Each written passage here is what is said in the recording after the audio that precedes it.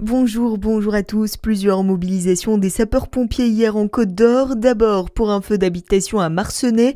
Une maison mitoyenne a été totalement ravagée par les flammes. Les secours ont réussi à éviter la propagation à l'habitation voisine.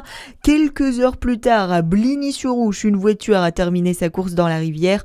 Le conducteur, légèrement blessé, a été transporté à l'hôpital de Beaune. Hier, c'est un cycliste qui a été grièvement blessé dans une collision avec une camionnette. Son pronostic vital est engagé. L'autopsie conclut à une mort par étouffement. C'est un drame qui soulève de nombreuses interrogations en Saône-et-Loire.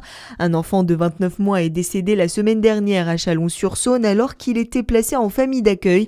L'autopsie ne précise pas s'il s'agit d'un accident ou d'une intervention extérieure. Une enquête est en cours pour déterminer les causes exactes du décès. L'inquiétude grandit autour de la boutique Ocaïdi de Lons-le-Saunier. L'avenir s'assombrit pour l'enseigne dans le Jura. Placée en redressement judiciaire, Ocaïdi annonce un vaste plan de restructuration avec 60 fermetures de magasins et près de 300 emplois menacés. Désormais, la boutique de Lons-le-Saunier est la seule encore ouverte dans le département après la fermeture du magasin de Dole l'an dernier.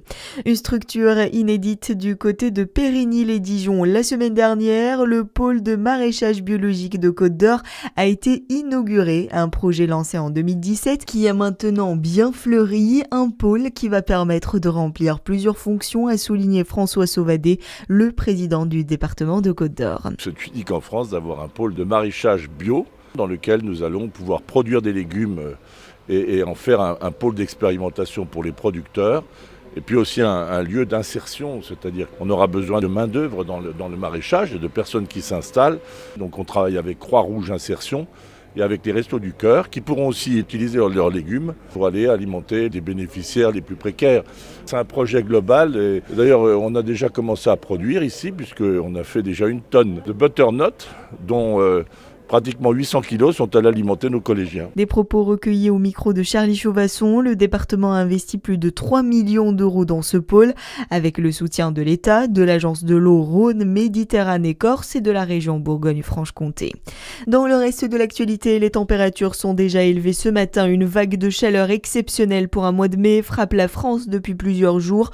On rappelle que 13 départements de la façade atlantique sont en vigilance orange canicule. Et puis du tennis avec le début aujourd'hui du 2e tour de Roland-Garros. À suivre chez les hommes, un duel franco-français entre Hugo Humbert et Quentin Halys et le choc entre Valentin Royer et le Serbe Novak Djokovic, triple vainqueur du tournoi. Chez les femmes, pas de Français en lice aujourd'hui. Voilà pour l'actualité. Bonne journée sur Fréquence Plus.